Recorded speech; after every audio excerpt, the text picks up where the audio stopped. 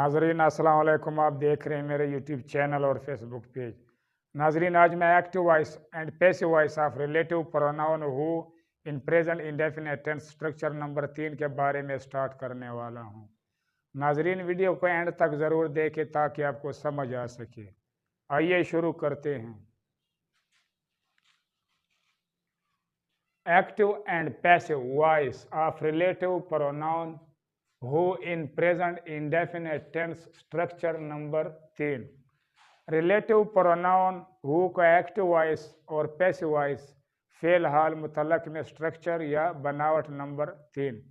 नाजरीन, जब active voice जुमले में दो फाइल हो और दो मफूल हो, यानी कि दो सब्जेक्ट हो और दो ऑब्जेक्ट हो, तो नाजरीन पैसिव वॉइस में कन्वर्ट करते वक्त पहले सब्जेक्ट से लेकर पहले ऑब्जेक्ट तक का जो पार्ट है या हिस्सा है, ये पैसिव वॉइस में कन्वर्ट या चेंज हो जाता है और बाकी हिस्सा बरकरार रहता है, यानी कि बाकी हिस्से में तब्दीली नहीं होती बल्कि बरकरार रहता है। जिस तरह एक्टिव वॉइस में होता है वैसे ही पैसिव वॉइस में बरकरार रह जाता है।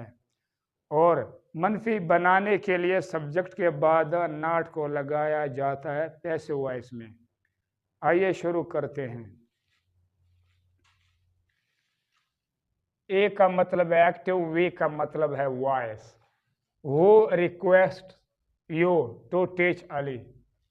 कौन आपको अली को पढ़ाने के लिए दरख्वास्त करता है। तो नाजरीन, ये एक्टिव वॉइस का उर्दू का तर्जमा है।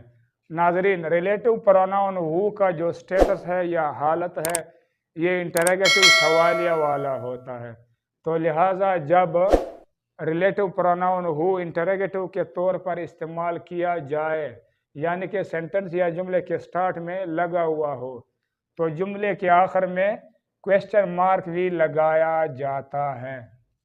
नाजरीन, जब हम इसको पैसिव वॉइस में कन्वर्ट करेंगे तो रिलेटिव प्रोनाउन हु का जो ऑब्जेक्टिव केस है या ऑब्जेक्ट है वो हुम है, तो लिहाजा हु पैसिव वॉइस में कन्वर्ट या चेंज हो जाता है हुम पर।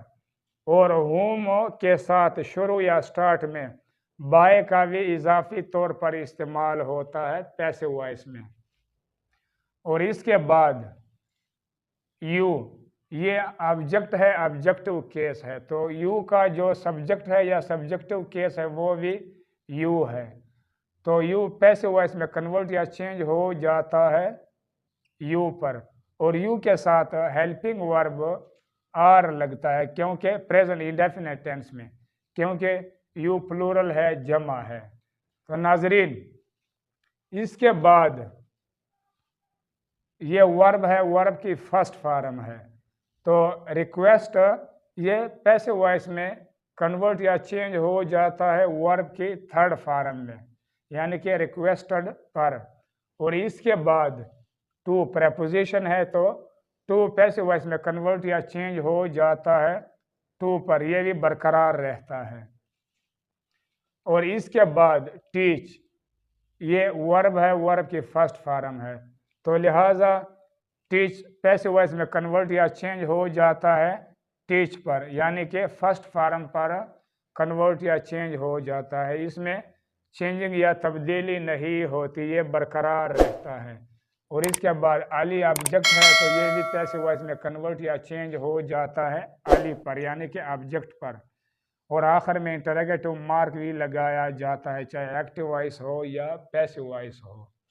तो नाजरीन, ये तरीका है एक्टिव वॉइस से पैसिव वॉइस बनाना, वो भी स्ट्रक्चर नंबर 3 का। नाजरीन, ये अहम पॉइंट को सुने और देखें।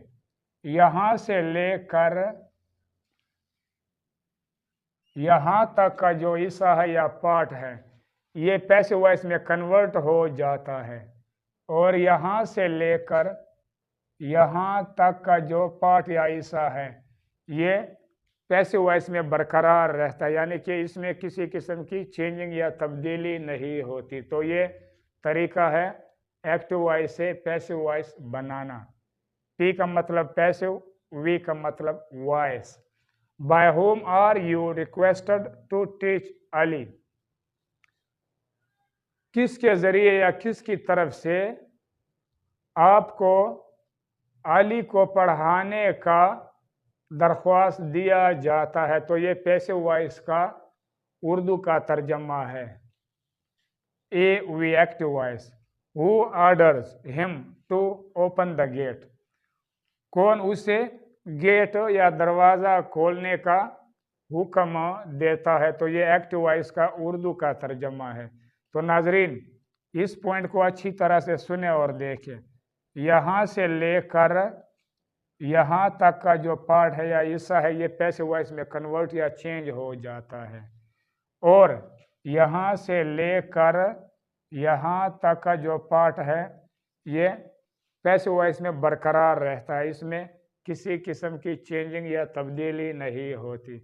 ناظرین جب ہم اس کو پیسو وائس میں کنورٹ کریں گے تو ریلیٹیو پروناؤن ہو کا جو آبجیکٹو کیس ہے یا آبجیکٹ ہے وہ ہوم ہے، تو لہٰذا ہو پیسو وائس میں کنورٹ یا چینج ہو جاتا ہے ہوم پر، اور ہوم کے ساتھ سٹارٹ میں شروع میں بائی کا بھی اضافی طور پر استعمال کیا جاتا ہے پیسو وائس میں، اور اس کے بعد ہم یہ آبجیکٹ ہے آبجیکٹو کیس ہے، تو ہم کا جو سبجیکٹ ہے یا سبجیکٹو کیس ہے وہ ہی ہے، تو ہم پیسو وائس میں کنورٹ یا چینج ہو جاتا ہے ہی پر، اور ہی کے ساتھ پیسو وائس میں پریزنٹ انڈیفینٹ ٹینس میں ہیلپنگ ورب از لگتا ہے کیونکہ ہی سنگولر ہے، واحد ہے، اور اس کے بعد آرڈر یہ ورب ہے، ورب کی فرسٹ فارم ہے، تو لہٰذا جب ہم اس کو پیسو وائس میں کنورٹ کریں گے تو آرڈر کو پیسو وائس میں ورب کی تھرڈ فارم میں کنورٹ یا چینج کر دیا جاتا ہے، یعنی کہ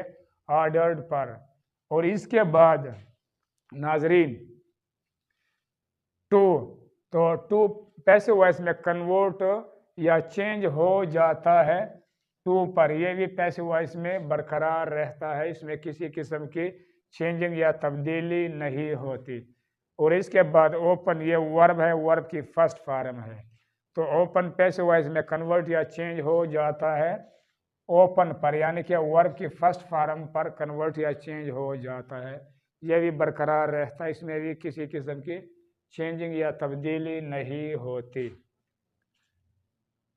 دا گیٹ یہ آبجیکٹ ہے، تو یہ پیسو وائس میں کنورٹ یا چینج ہو جاتا ہے دا گیٹ پر، کیونکہ اس میں بھی چینجنگ یا تبدیلی نہیں ہوتی، یہ برقرار رہتا ہے، اور آخر میں سوالیہ نشان بھی لگایا جاتا ہے۔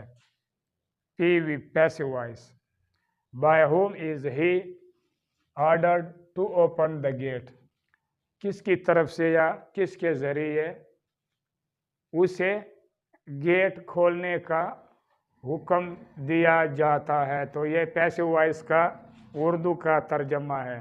تو ناظرین یہ طریقہ ہے ایکٹیو وائس سے پیسو وائس بنانا، وہ بھی ریلیٹیو پروناؤن ہو اسٹرکچر نمبر 3 کا، یعنی کہ 3 کا۔ تو ناظرین اگر پہلی بار دیکھنے سے آپ کو سمجھ نہ آئے تو آپ اس کو دوبارہ دیکھیں تاکہ آپ کو سمجھ آ سکے۔